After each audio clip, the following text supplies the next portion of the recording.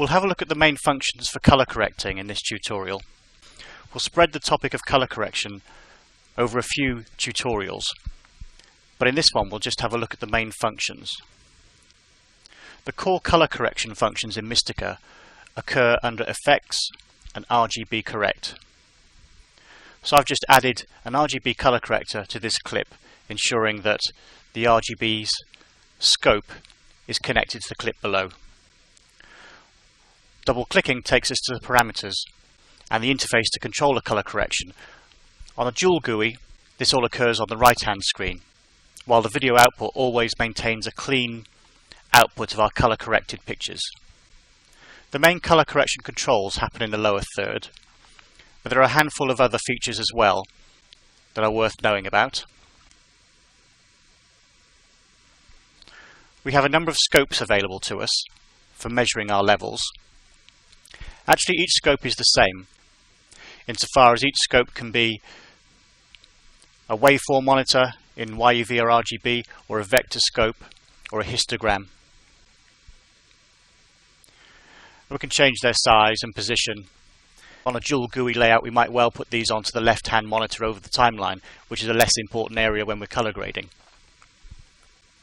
The purpose of having the 4 scopes is just simply that we can have 4 different scopes all showing us slightly different things.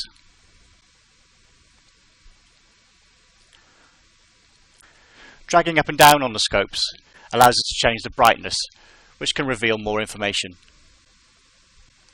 Another useful feature is if we control and right click anywhere on the screen, we'll get a little marker that tells us the precise levels of that pixel that we've just clicked. And the levels are shown in the same form as the scope, so in this case YUV or RGB. And those measurements are live. To get rid of the marker, just control and right click somewhere off the screen. We'll have a look at presets in a separate tutorial. That's one of 3 methods of saving and recalling grades. Snapshot we'll also have a look at separately. That's a method of comparing grades using split screens and so on. And also we'll look at the full use of the storyboard later on. In this case I'll just simply switch it on. The storyboard will give us a single frame for every shot on our timeline. In this case I only have 1 shot. Going to the main parameters, as always with Mistika, anything that's occurring on the right hand side is effectively just a human-friendly interface to the parameters that exist here. Like with every effect in Mistika, there are parameters here that drive a graph, and the graph is hidden under the controls. However, in the case of color grading, it doesn't make so much sense to try and grade using the graph and the parameters, although you certainly can if you want to. Realistically, grading with the interface is a lot easier.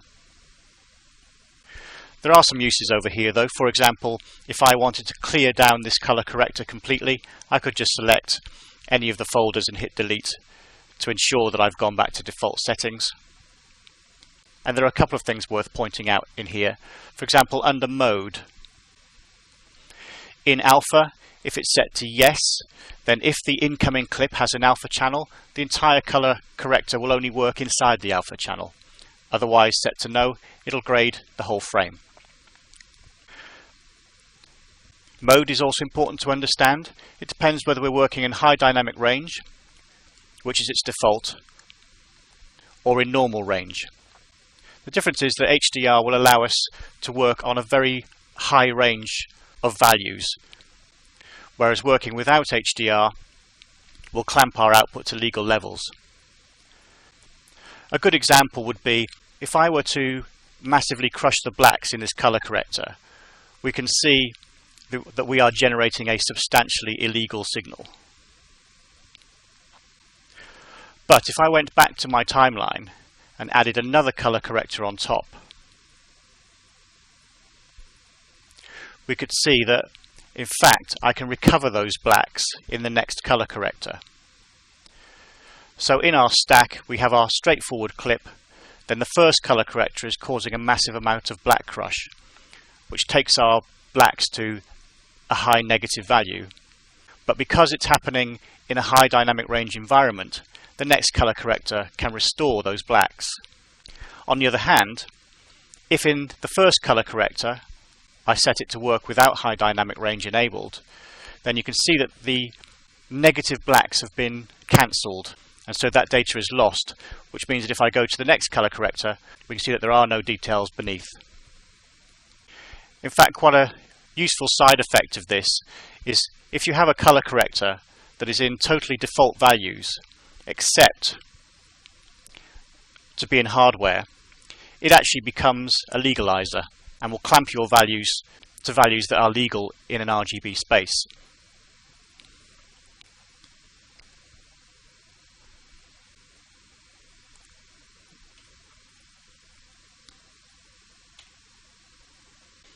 Also within the color corrector is a framing tool, similar to the effects framing tool that we've used before. It's just inbuilt into the color corrector to allow for pan and scans to happen inside the color correcting environment without having to add external tools. We can use the framing tab to access controls for it if we don't want to enter directly into here. An important thing to know though is that the rescale will not do anything until rescale apply is set to yes, which is the same as pressing rescale apply here.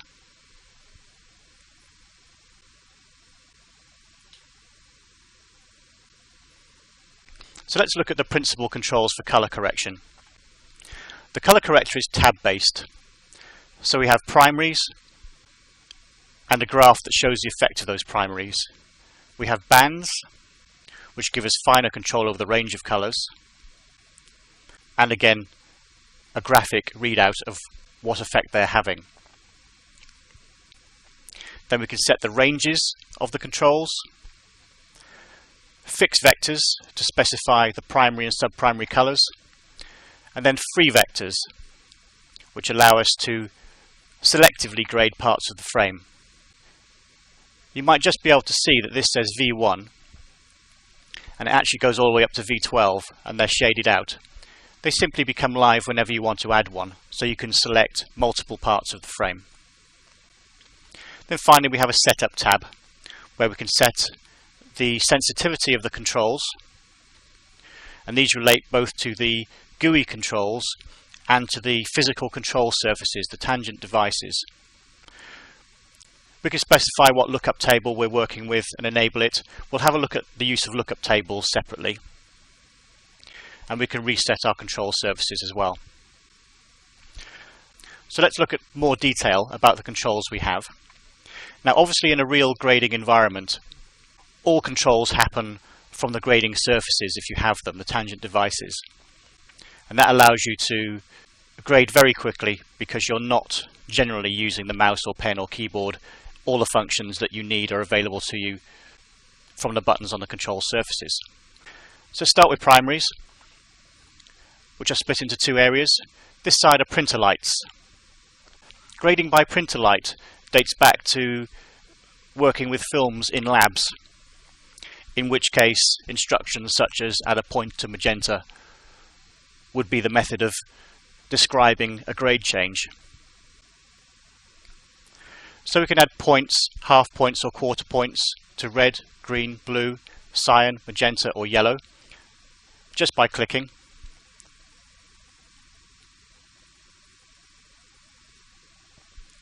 How those points get added are down to these controls. At the moment I've got the points being added to both black and white, so as we can see with the rings here, as I click, both are rising at the same time. Alternatively, I could just say that I just want to add a point in the blacks, or just add a point in the whites, or to effectively add in points of contrast. So this would take the blacks down at the same time as the whites going up, so we get an increase in contrast in that channel.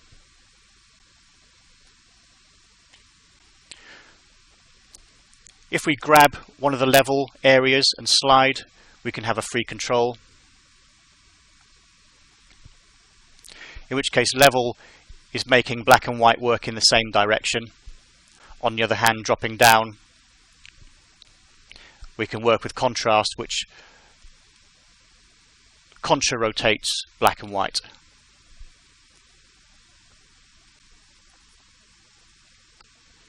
The balls within Mistika work quite simply. Obviously you'd either use the physical rings on the tangent devices. Obviously this tutorial I'm just doing with a mouse in fact. So using the right button or equivalent pen button, I can slide the ring, which is changing the luminance value. So in this case the black level, the gamma point or the white point. Or the left button to control the ball itself. These items are reset buttons, so that resets the ball, that resets the ring. The displays down here allow us to see clearly what effect the ball is having. For example, if I reset this and very slightly move it towards blue, it's hard to see from the position of here that it's even off center, whereas this very clearly shows us that we've gone in a blue direction and gives us a value of that direction too.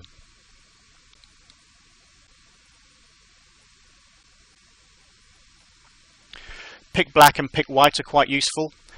Essentially, click them, and then wherever you next click on the screen, Mistika will make an alteration, in this case to the black settings, in order to make whatever pixel you click black. Likewise for the white setting. I find these quite useful because although, as you can see, I've now added in a huge amount of contrast, I can dial back out the contrast, again using the scopes to see my range. But now what I know I've done is I've neutralized those points. So I've taken out any color imbalance in the black or in the white. Perhaps something that might have come from an incorrect setting of color temperature within the camera. So essentially I'm neutralizing the shot, which is sometimes an easier basis to start from. The black and white points set the range of the whole color corrector. And so all the other functions are downstream of these.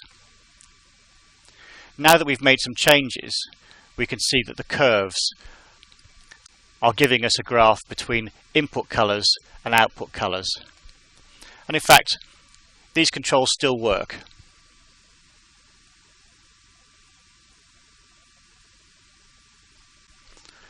Moving on to bands. Bands give us a little finer control than primaries, in that we have control over the black areas, midtones and whites, similar to primaries, but we also have intermediate highlights and shadows.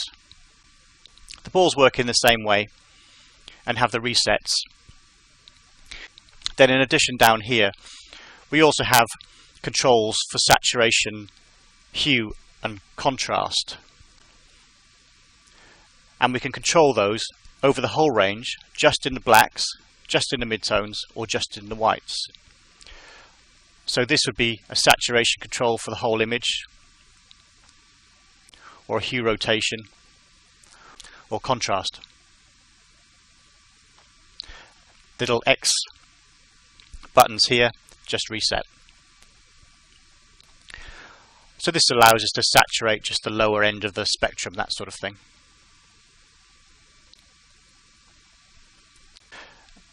The bands also has a curves graph readout to show us what effect is happening to our pictures.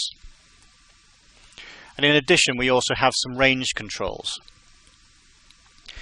The range controls specify exactly what area the black, shadows, midtones, highlights and whites are working on. And we have two methods of controlling these curves. We can drag the extremities to a position, and we can change the tangents. And how these work is like this. The extreme left is the point of black set by the primaries, and the extreme right is the point of white set by the primaries. The area before the first control point will be controlled by this black ball here. The area between the control point and this first intersection will be controlled by the shadows. the area between this intersection and this intersection will be controlled by midtones. And you've probably already jumped way ahead of me. This area is for the highlights and this area for the whites. And there's a reset button there. Fixed vectors allow us to specify the properties of the 6 primaries and subprimary colours. So we have red, yellow, green, cyan, blue and magenta. So this set says what colour are those primaries, and this set says how saturated are those primaries, and this set says how light or dark are those primaries. So to pick red, for example, I'm now changing the base of red, which we can see mainly on the cushion there. So I'm basically re-specifying what colour is red. Alternatively, I can specify how saturated is red, or how light or dark is red. And likewise for the other primaries. Then going on to free vectors. Free vectors essentially allow us to isolate a part of the frame and grade that area separately. And we can isolate either by picking a colour or by defining a shape. Without doing either, a vector actually just acts like a downstream primary. So let's firstly look at it working within shapes. We have some predefined shapes here, being a line, an ellipse or a rectangle. So I'll go back to ellipse, and we can see that naturally we're now grading only inside the shape. Or I can press this button and you can see my color corrector seems to have disappeared. It's because now we're specifying what we're going to do outside the shape. So each vector actually has 2 positions for inside and outside. These shapes are controllable, scalable, animatable, have a lot of softness, and you can reverse them. So that's how you do your quick and simple vignettes. Alternatively, you can define a shape. We'll look at shapes in more detail in a special tutorial, but in essence, we just create shapes, changing the softness and so on and other parameters of the shape as we need. Also, we can use the alpha channel coming in from another clip if it was given one. So that's using the vector to grade inside shapes. So I'm just going to clear that down by selecting the folder and pressing delete. The other way is to use it to select a colour and work only with that colour. And that's what these parts are for. So the first thing I would do is pick a colour to isolate. We enable the colour isolating mode by making sure that this is on. And we can see what we've isolated by pressing solo, which has now made everything black and white except what we have selected. Alternatively, we could export an alpha channel of what we've selected, which means that then on our view here, we could change this to alpha, and then we could see even more clearly what we've selected. The radar here chooses a selection.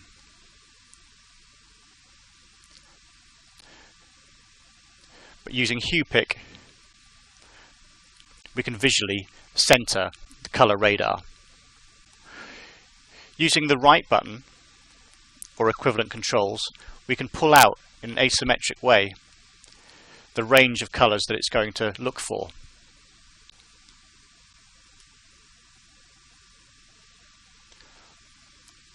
The middle mouse button opens the center part of the radar. So this is the main selection, and then these areas are the softening to that selection. As you can see, we can go right round to 180. We can also use these controls to further specify the color we're after. So by dragging this saturation control up, I'd be saying that I'm not interested in the least saturated of that colour. So you can see how we're removing our selection from all but the strongest instances of that colour. I was dragging that with the left button, or equivalent tangent devices. If I switch to the right button, you can see I can also add some softness into how the limit of that selection is put into place. I can also drag from the other end to say that I'm not interested in selecting the most saturated of the colour. So you can see how at this point the cushion on the chair is deselecting because it's the most saturated. And again, right button to apply some softness into that. And likewise for luminance, this would remove the darkest instance of that colour, or the lightest instance of that colour. So in a combination of these, we can pretty much get the selection that we want in order to start working.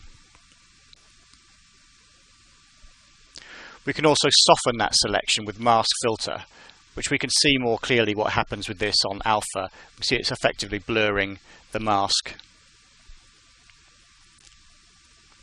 And once we've made our selection, now these controls will simply work with that selection. So if I deselect solo, just so we can see the whole colour image again, then any colour corrections I make are only working in that selected area. Apart from the main balls, we also have hue, saturation and contrast as before. Having made a selection and made a change, we can combine the shapes and the colour selection. So if I brought a shape in here, we can see that the shape is also restricting the selection.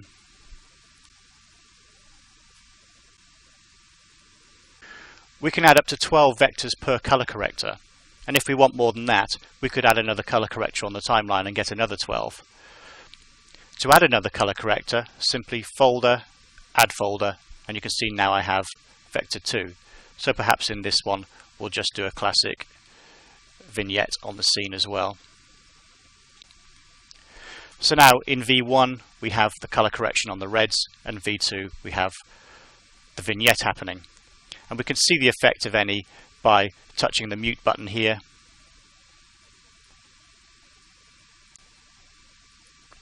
We can also copy parameters. So for example, folder, add another folder. So now I have a vector 3.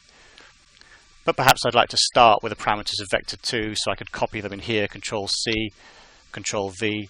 So now vector 3 has all the parameters of vector 2. In fact, I could have done that simply by duplicating a folder rather than adding a folder. But it's useful to know that you're able to copy and paste between these. For example, if I reset vector 3, so it's now completely empty, let's say I just wanted the shape information from vector 2. Well, we could open up vector 2, just grab the window information and paste that into the window information of vector 3. So we now have just the window positioning, but not the colour information, in case I want to do something else to it. Incidentally, you can also change the name of these vectors just by double clicking on the free vector title.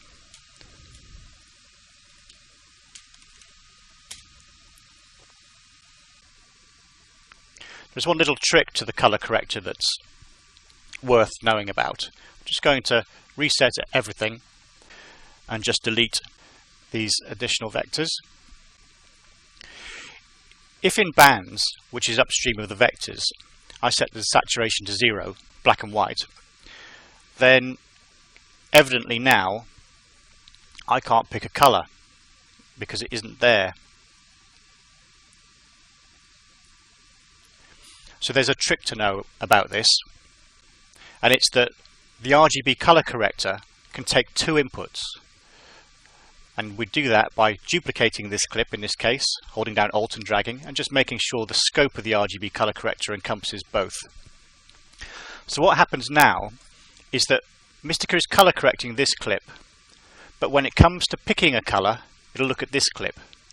So now, even though everything is black and white, I can still pick that cushion and bring back its saturation.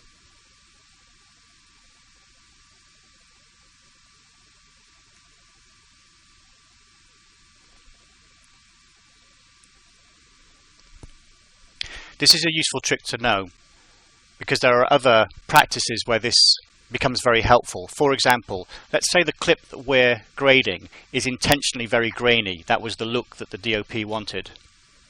But that makes it hard for us to select a colour.